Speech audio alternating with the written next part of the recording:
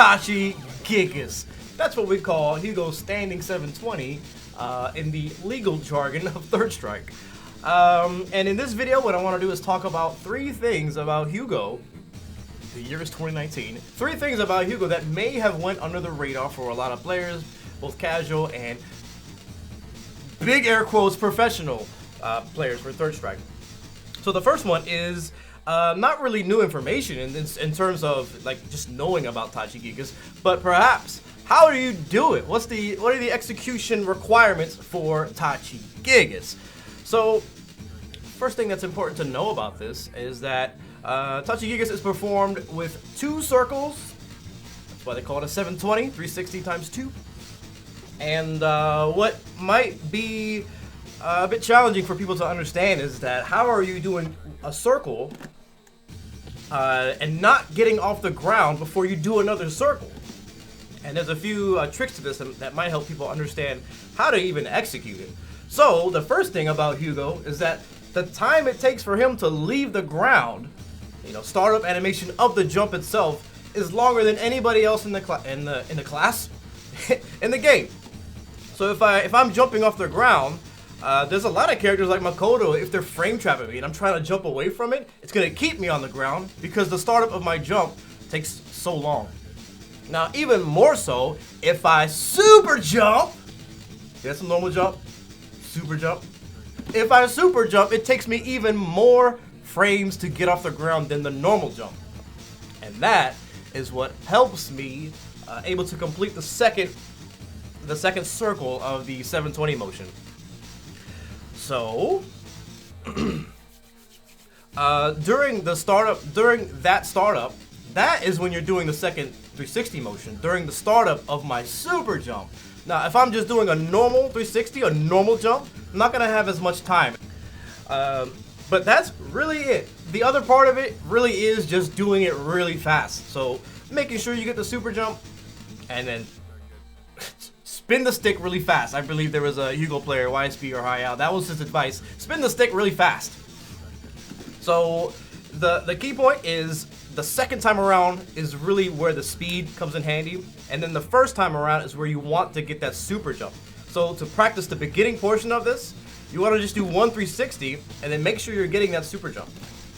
Because if you get this, you're doing that first. If you get this, then you're doing the first part too slow if you're just getting a normal jump.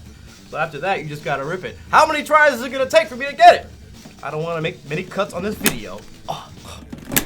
Okay, focus. Look at the camera. It's hard.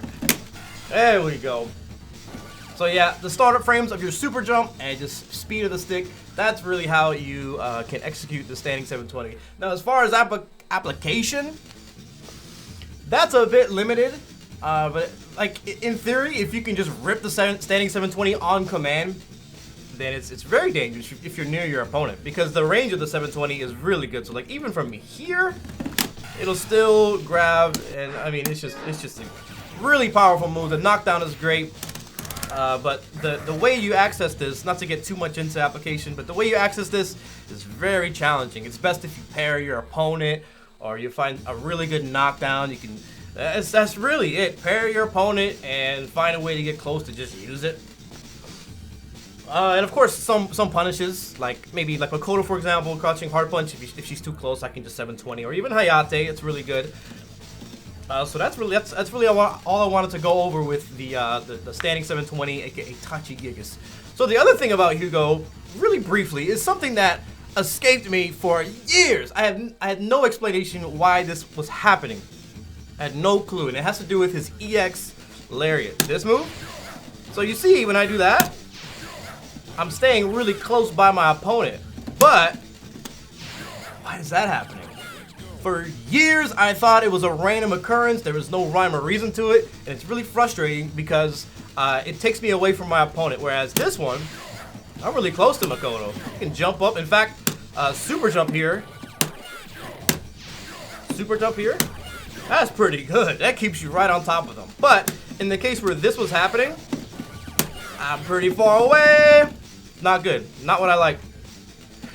So the truth is, after playing games like Cross Tekken, Street Fighter V, I got way more involved with frame data and just through that understanding how things work. And then, you know, just kind of guess and test. My idea was that because it was often happening after I buffer a normal off of it, like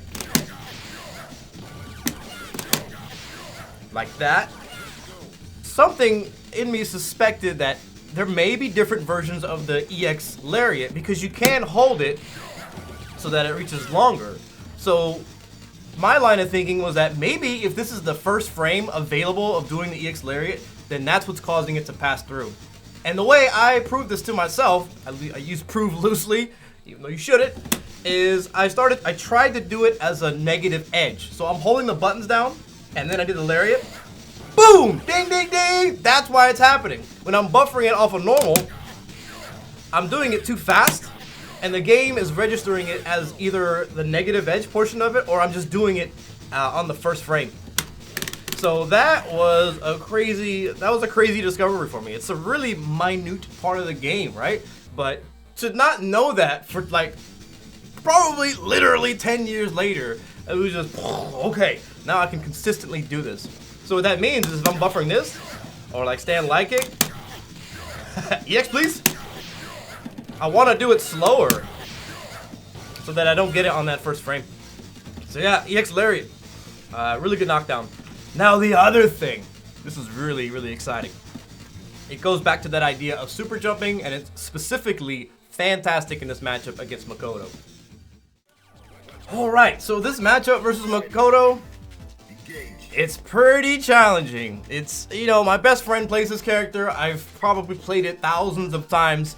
You know, in the growing pains, the early stages, you get ran over by Makoto's normals, her neutral. It's so challenging to find the way to approach just to hit her. And then she's so mobile despite her walk speed, her jumps, her dash, her options. This character can be a true nightmare for HUGO. And then on top of this, because HUGO has that slow startup of jump, and then he has a lot of hang time while he's in the air. If Makoto command grabs you, in fact, we should do this now. If Makoto command grabs, she does something like dash up, command grab, and you jump away, she recovers. She recovers before you land. What? So the ways I was getting around this at the time was to just mash 360, 720, hammer frenzy, something invincible.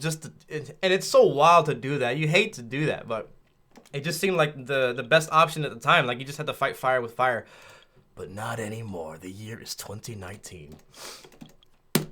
So just to show you, if I jump away from her, command grabbing, she recovers. I can't punish her by jumping is the concept there. But I can punish her by jumping. So what I can do now is jump cancel, giant palm bomber. In this case, heavy punch is great. Let me see if I can do it.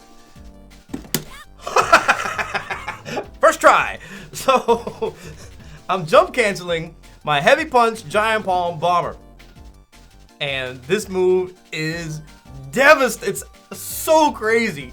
It does so much stun. You can link into a medium punch clap with the heavy punch, and then you can. Let me just show you. Hold on. This is so ridiculous. So I want to put their health back. Yeah, this trading mode leaves a lot to be desired, right? So that's 3 hits, and we need some stun. We need some stun values here. Oh. Okay, so instead of now jumping away and desperately trying to avoid this command grab, I have a direct punish for it. And now, to be fair, the Makoto player can just do a media attack and it's gonna catch me trying to jump away, that kind of thing. But I have an answer, and it's very high rewarding. And I want to connect what I talked about with the EX Lariat as well, as far as it being a good knockdown. So what I can do off of these claps, the easy version is heavy punch clap, light punch clap, EX Lariat. And notice how I'm so close and her stun is so high.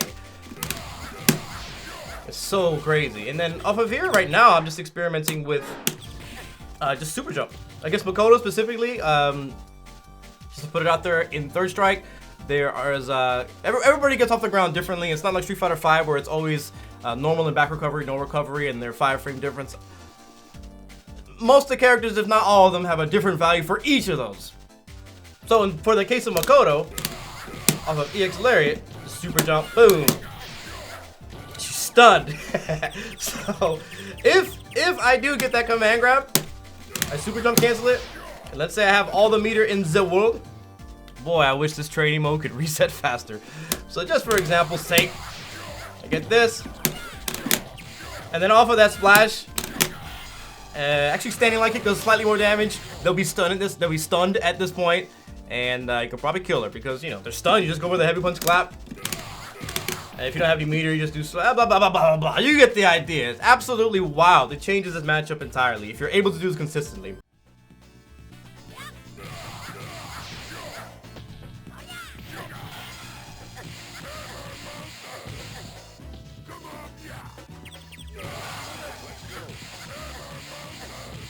I've edited it out, but it took me about 5 or 6 attempts to do it. But to me, this is not something that I have put really into practice to do consistently. But you know, I might be playing a little more Third Strike these days, so I might get my groove back. So that's it for now. Thanks for watching. Long live Third Strike. This game is fantastic. Yeah, let me know what you think in the comments below if you have any questions. That's it for now. I'm AutoMattock. Peace.